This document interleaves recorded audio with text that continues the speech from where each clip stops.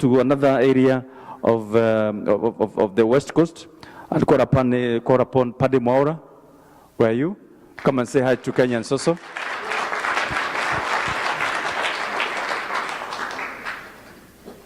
Salimie.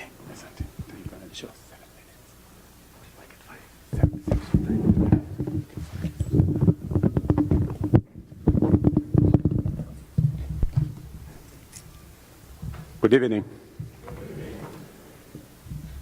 Los Angeles Basin, San Diego, San Francisco, Sacramento, states of Nevada, Arizona, and the rest of the diaspora in attendance. Kenyans in the West Coast have been waiting for a visit from the President of Kenya for over 50 years. His Excellency, Honorable Uhuru Kenyatta, President, Commander-in-Chief of the Republic of Kenya, planned to be here with us tonight. But as you know, because of the issues going on in Yemen, his plane was diverted back to Nairobi, and he could not be here with us.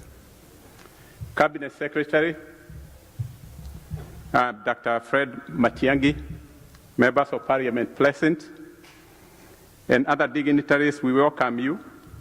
We receive you with love, passion, and utmost gratitude. Through the President's action, as you know, returning Kenyans from the U.S. can now import right-hand drive vehicles duty-free. We greatly appreciate his concern and consideration of this matter and highly commend him for his action.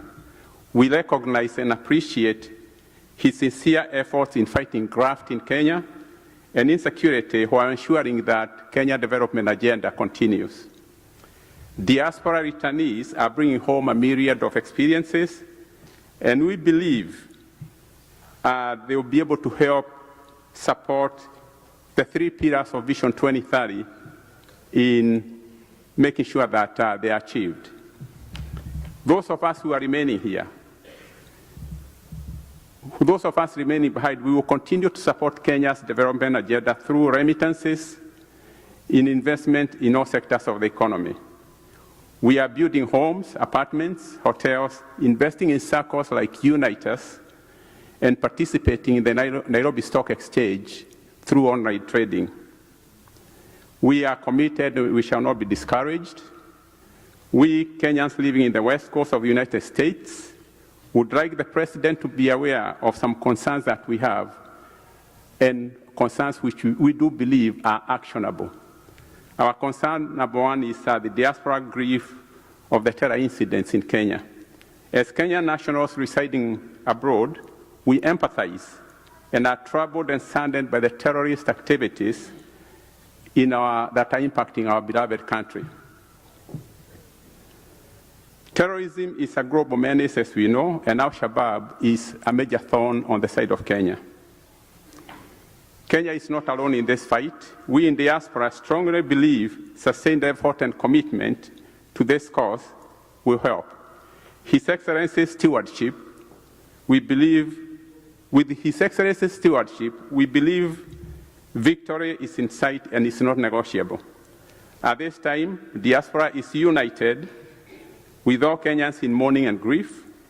We embrace Nyumba Kumi initiative, which was started by the President, and we believe if community members can look out for each other, we can be able to report suspicious incidents and have them stopped before they become quite costly.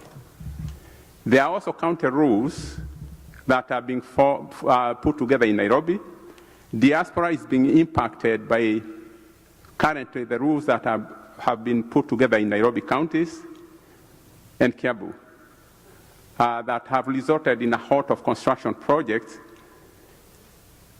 The reason for the construction stoppages is that our plots are located on land that do not have title deeds, but instead have share certificates. We have invested millions of shillings in these projects, and now they are sitting idle.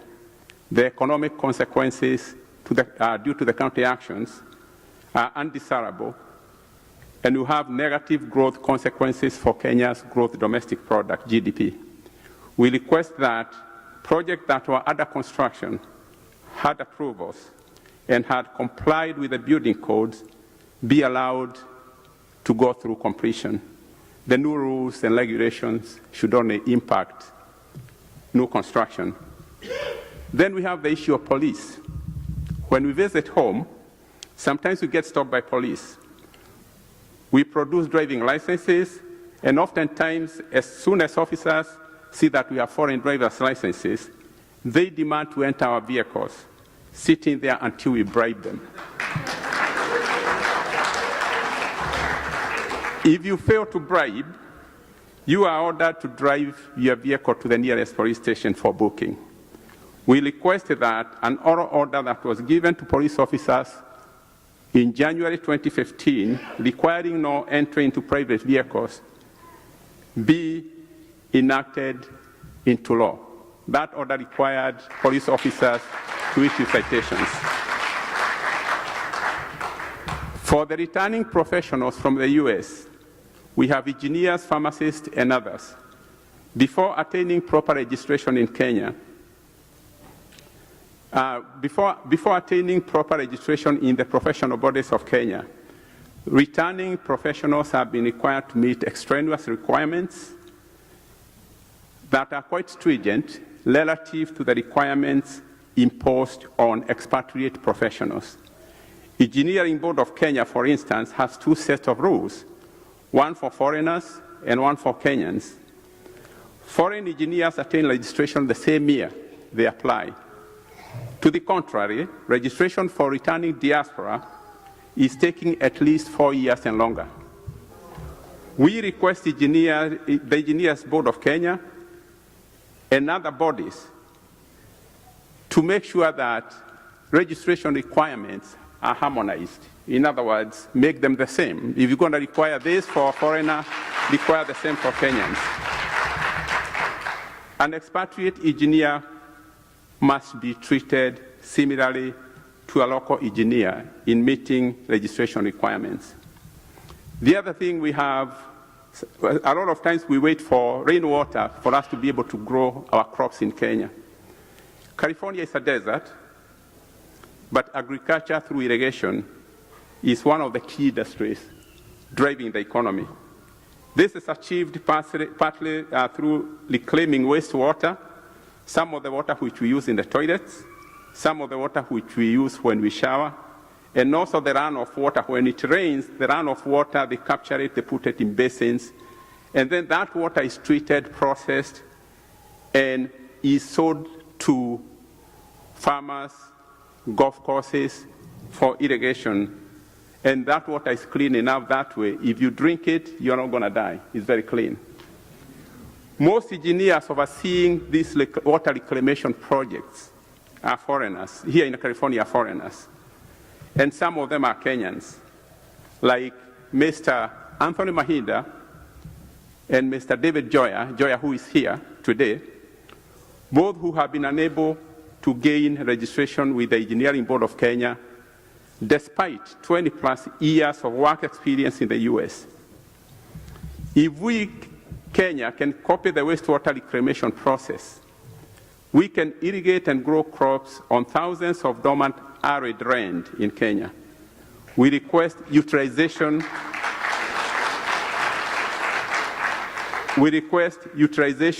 of the professional knowledge of our returning engineers and other professionals.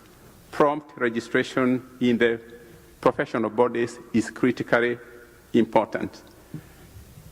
The issue of diaspora voting, we in diaspora are exposed to enormous work ethics, integrity, professionalism, and a productivity-oriented culture. Remittances from diaspora have become one of the core foreign exchange earners in Kenya. Diaspora constituency has a lot to offer in terms of human capital, entrepreneurship, investment, public leadership, governance, and democratic process. We likewise want to be rewarded with a mechanism that allows us to participate during the 2017 general elections. We request implementation of a controlled electronic process that will allow Kenya's diaspora to vote in 2017 and beyond.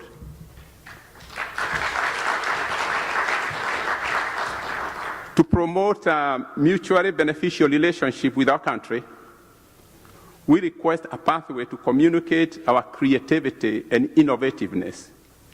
Our regional diaspora committees should be given direct access to the Ministry of Foreign Affairs and the diaspora representative in Nairobi.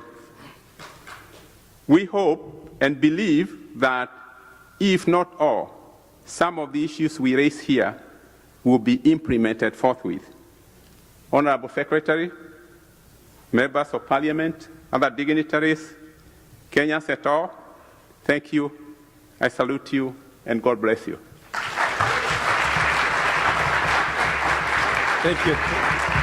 Thank you, Paddy.